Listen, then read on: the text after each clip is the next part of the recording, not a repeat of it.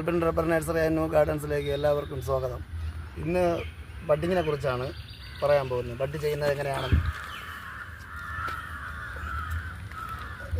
ഇങ്ങനെയാണ് ബഡ് ചെയ്യേണ്ടത്.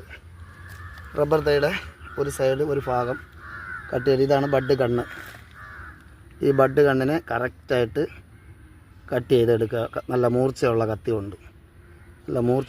കൊണ്ട് കറക്റ്റായി കട്ട് ചെയ്തെടുത്തിട്ട് രണ്ട് ഭാഗവും കട്ട് ചെയ്യുക.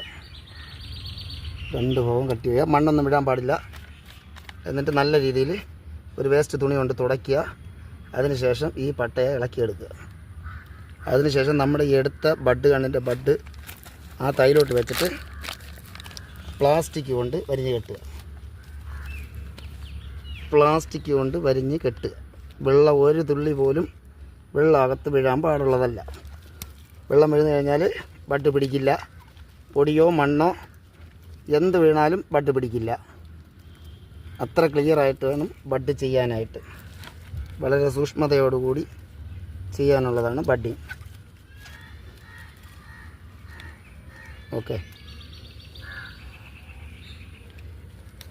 ഇനി 30 ദിവസം കഴിഞ്ഞതിന് ശേഷം ഈ ബഡ് അഴിച്ചു വിട്ട്